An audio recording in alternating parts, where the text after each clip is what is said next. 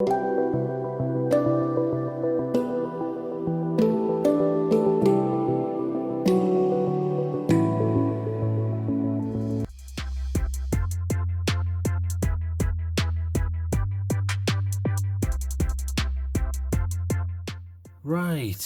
what have we got here?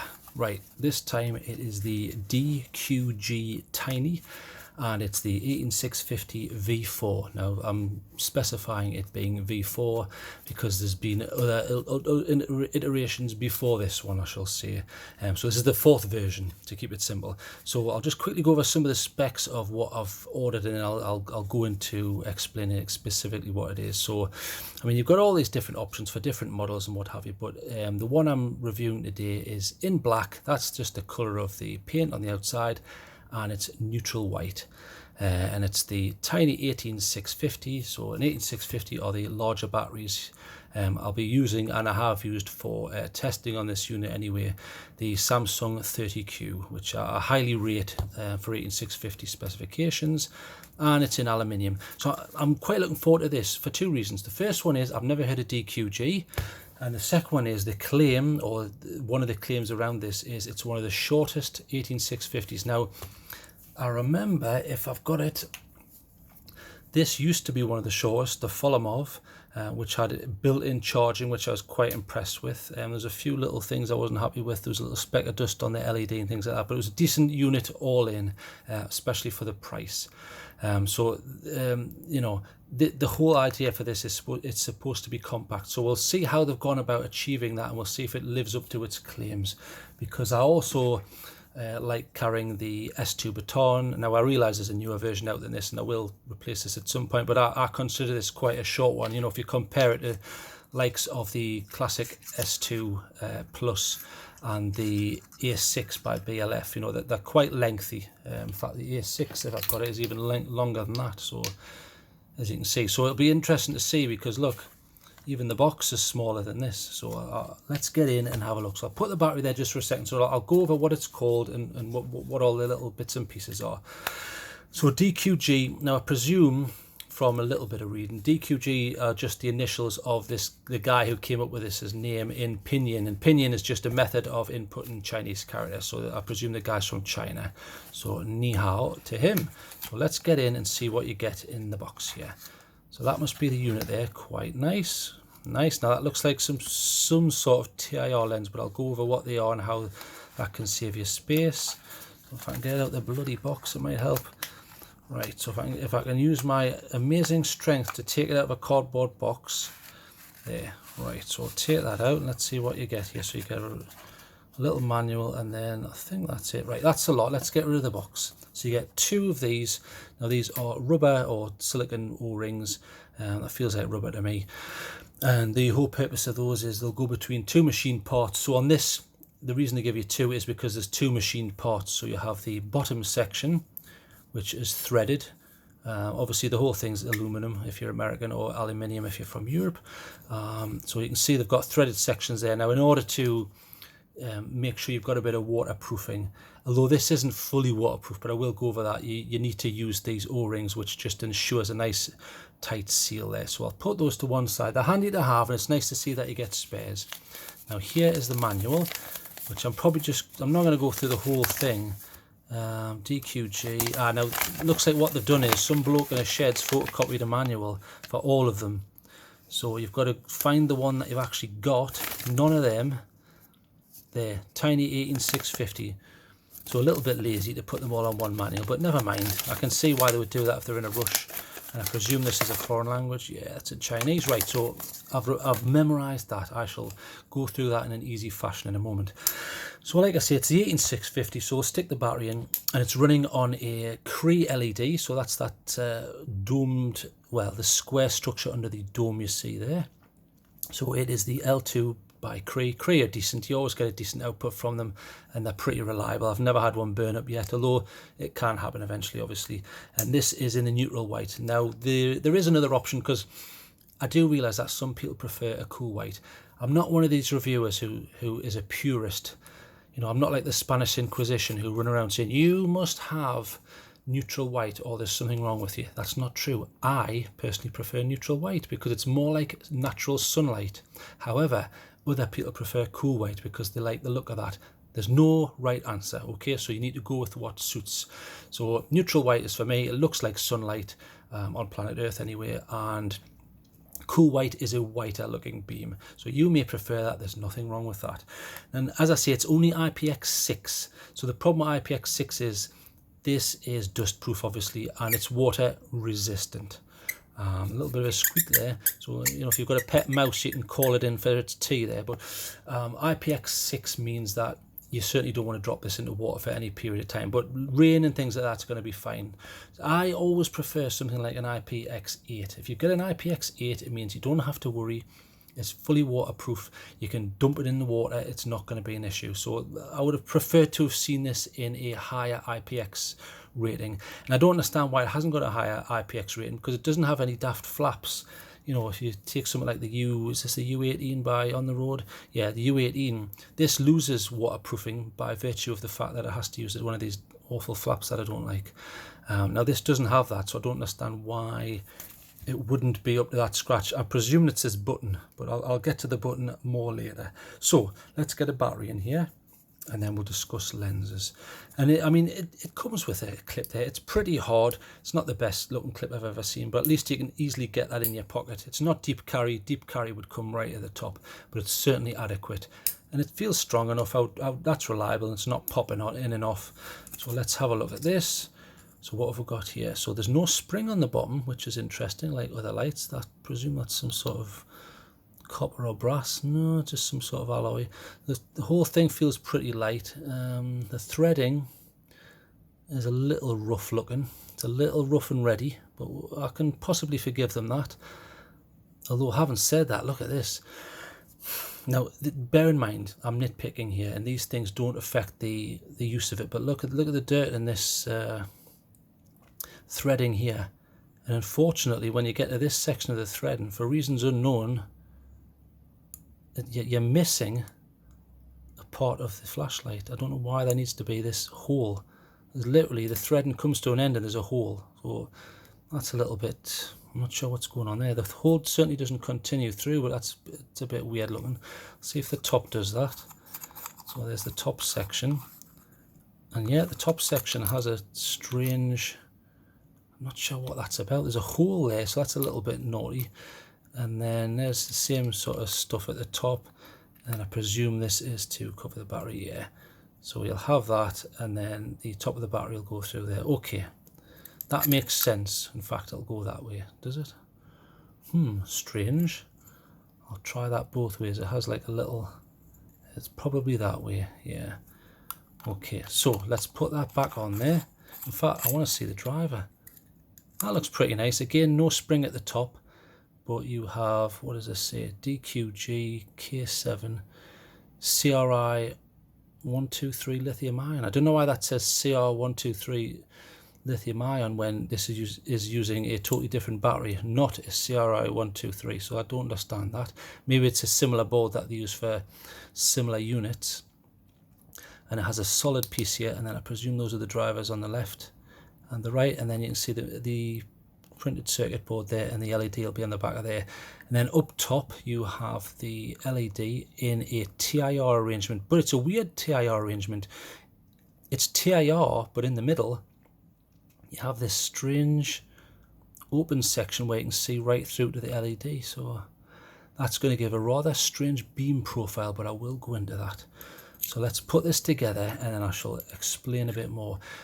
Quite interestingly, I did notice on the website they said that this, even though I'm noticing a few little rough bits and it's a little bit rough and ready, it comes with a 12-month warranty. So I'm impressed. Now let me just have a drink. If you bear with me a few seconds. Excuse me, I did need a drink there because my throat gets a bit dry. Right, so pop an 18650 in. Let's see if that fits okay. So plus to the top, as is usually the case, unless you're using a no light, and then they, for reasons unknown, choose to put the batteries the other way around. So let's see if that works. Perfect, that works. Right, so let's go over some of the modes and I'll explain the lens. Now if you notice, this is a TIR lens. Now one of the benefits of a TIR lens is you don't have to have as much height. So again, you're making up space. So if we just compare that, damn, that is small. Look, even though these are both using exactly the same battery, but look, tiny, much smaller than the C4. And my favorite, the S2, which is nice and slim and short, again shorter. That's an incredible, they've done extremely well. Just see that next to an MSR, because the MSRs are pretty stubby. Yeah, smaller than an MSR. Obviously the output isn't up to scratch with that, but I've even got an 18650 here, the S43S.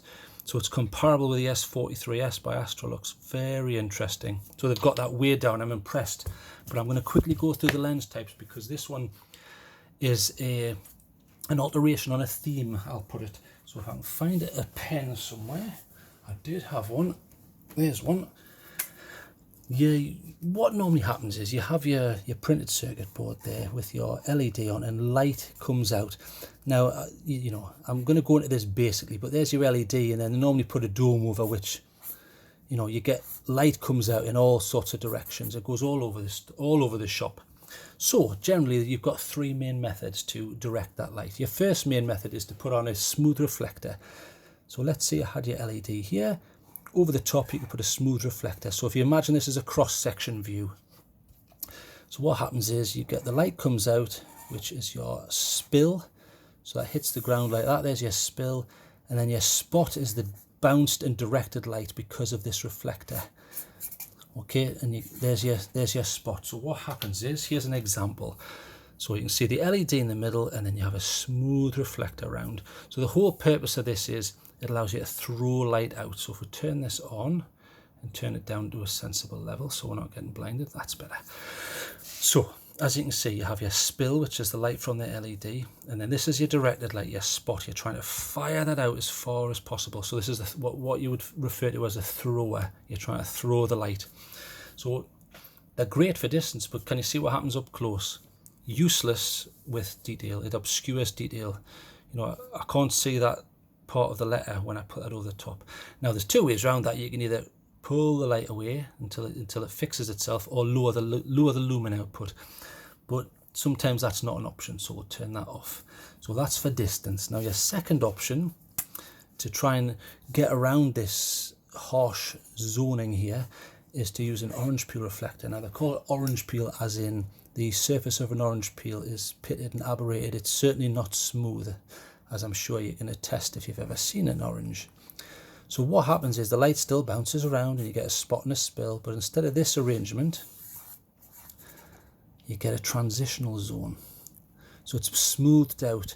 So generally, I tend to find that sort of thing. So the S2 Plus here, now can you see, rather than a smooth reflector, it's pitted and aberrated, it's not smooth. So you're trying to smooth out these two zones. So if I'm trying to show an example here, so right. So can you see, you're still getting the spill and you're still getting the spot, but the difference is you're not obscuring detail to the same level. So if I pull back just a tiny little bit, you've fixed the issue. So what's the point of this? Well, this sort of arrangement, it doesn't give you maximum throw, but it fixes some of the obscuring detail issues, and it smooths it out a bit more. So I prefer orange peel for medium range tasks.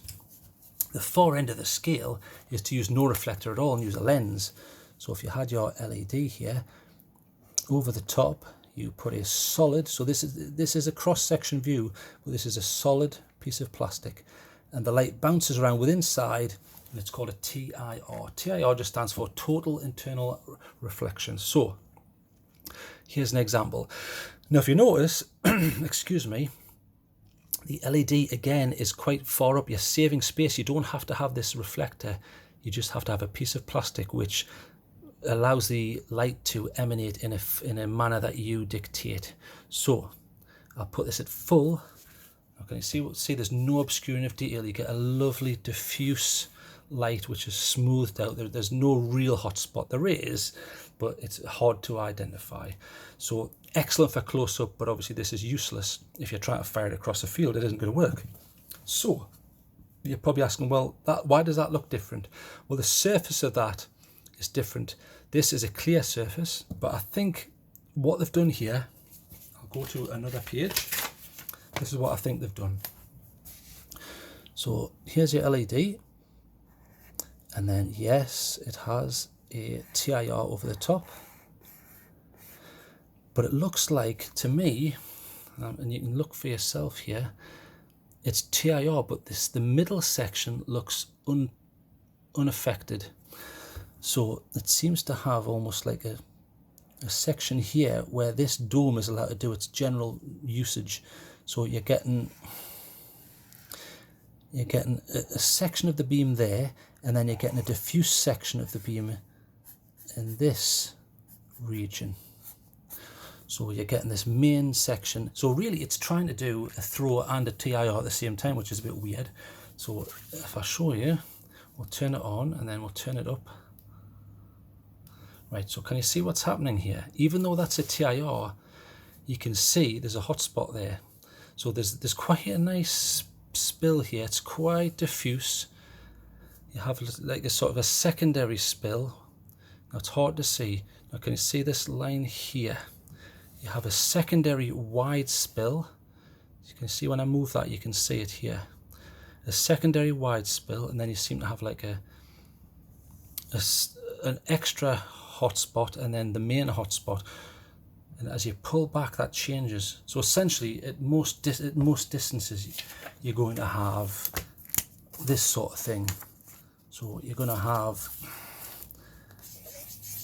it's going to look like that in most instances. And then obviously the further you pull back, or the further the target away is, the larger each of these sections is going to get. So really it's quite an interesting setup. They've tried to do a throw and a spill at the same time. It sort of works. You've got this sort of super wide here. You can see that's where it starts. Where my finger is, you can see it just changing there. I like that because I've fallen down a lot of rabbit holes in my time testing flashlights, and I find that super wide is quite interesting. It lets you see where you're putting your feet, and then this kind of gives you a bit of distance. Now, does that work? Okay, before I show you the modes, I'm going to discuss this. I appreciate what they've done. However, it does work and it doesn't work. If it was that easy, all manufacturers would do it. It's interesting, and I appreciate the fact they've done that, but you're never going to get the same effect as a traditional thrower. So we'll turn this back on, and then I'll show you another feature. So another feature which this comes with, which is a little bit gimmicky, but it's certainly better on this than I've seen it on other flashlights. If we turn this off, if I can work out how to do it. I'm just a flashlight reviewer. I don't know these things. Now, can you see the green there? In fact, I shall turn the light out. There, that certainly makes it a little easier to see. So, see this here, you've got a gasket which runs around the outside, well, sorry, the inside there, and you can see it glows in the dark. So what happens is light fires into that surface, it's absorbed and it is released slowly. So what you end up with is it comes out as a glow like that. Now, some manufacturers will say that helps you find it in the dark. Well, it only does if it's facing you. If you put it down like that and you're over here, you don't see it. It kind of works, and I appreciate them putting that in. It doesn't take up any real extra space, and it's a nice feature to have. I've seen it on other lights, like the Tool. The problem with glow in the dark is it doesn't last. If they could make it last half an hour, brilliant, but it never does. They're a bit like these solar lights for the garden.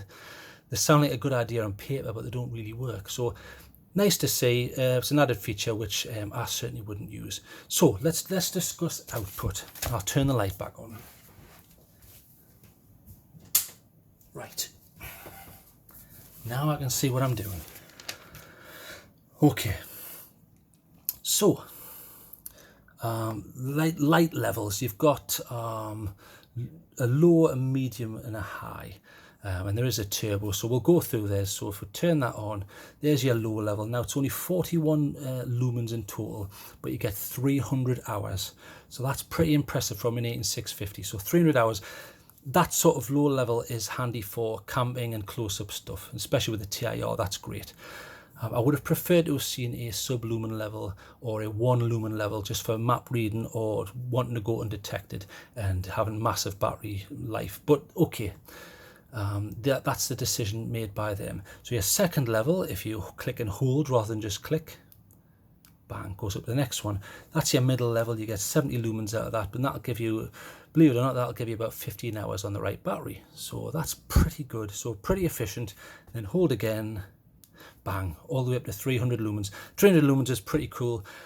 I've always said this, about 250 to 400 lumens is where you're going to be doing most of your work. Up close, once the lumen count gets too high, it's useless anyway.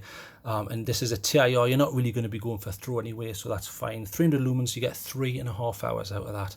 It's nice. I like the neutral tint. I don't have a white one, a cool white to check, but this is certainly not. It's more on the whiter end of the scale for neutral whites. So if you're scared of getting a neutral white thing and it'll be yellow and look horrible, and old fashioned it doesn't.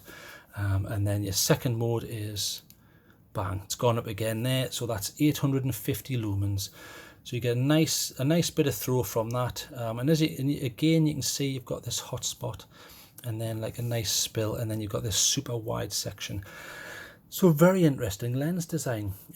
It's unknown what sort of runtime you're going to get with this, but you can work it out because you get 850 lumens.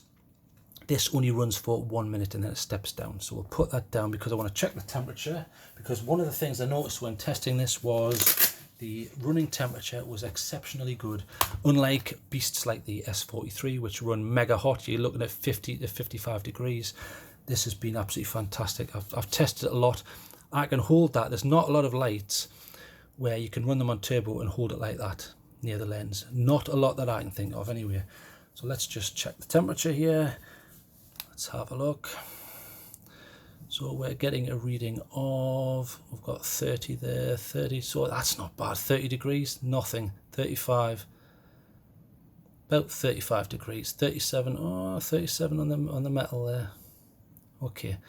So 35 to 37 degrees, that's perfectly acceptable, and there's not many lights on turbo you would do that. Yes, it's hot, but it's certainly not undoable, which is unlikely to be said about something like the MSR, which you just can't hold at full output.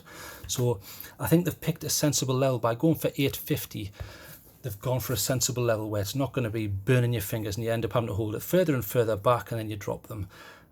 Or it's like holding a red hot cigar. It just ends up ridiculous. So let's wrap this up quickly because I quite like this. I'll tell you what I like and I'll tell you what I don't like. What do I like? I like this lens design, but I don't think it doesn't quite do what they wanted. I like the super wide aspect. The extra bit in the middle, yeah. Rather than giving you an extra bit of throw, it's merely condensing that area's light into one area. It's not necessarily going any further. That's what I would say, but you need to try it for yourself to see these things. In regards to the button, I'm not a big fan. It feels a bit flimsy. I'm not a big fan. I wish this was an IPX8.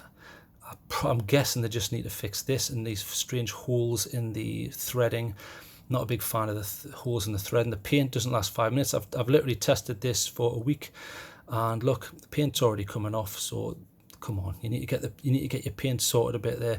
The whole thing feels a bit rough and ready, but I appreciate what's been done here. It's one of the smallest 18650s height-wise I've ever seen or used.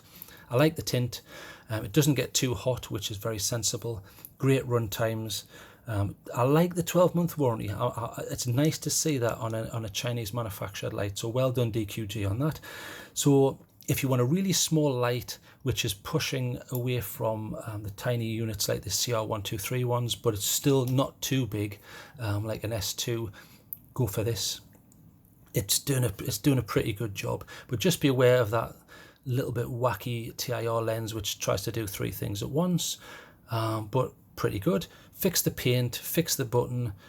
There's a few other things I'll change, but I don't want to nitpick too much because I appreciate what they've done here. So let's give this a mark out of 10, and then I'll do a little comparison there. So marks out of 10. Bear in mind the threads look weird. The paint needs fixing. I don't like the button. I'm going to give this a 7. I think there's room for improvement. I like what they've done. There's plenty of things that could fix there and make this an 8.5 because they're onto a winner here. If this is the 4th version, I would like to see them reduce a version 5 and fix those issues and make it IPX8, and then I'll be more behind this. But look, the paint's coming off all right. I've literally tested that for a week. because I forced myself to carry these things for a week to make sure I absolutely test them in all conditions. So come on, that's a little bit, that needs sorting out. Not that it affects the use of the light, but anyway, so 7 out of 10. And size-wise, look, I mean, it's certainly not as big as something like the F1 by Zanflare. I mean, look at the height distance. They're using the same cell, believe it or not, but look at the height difference. Absolutely incredible.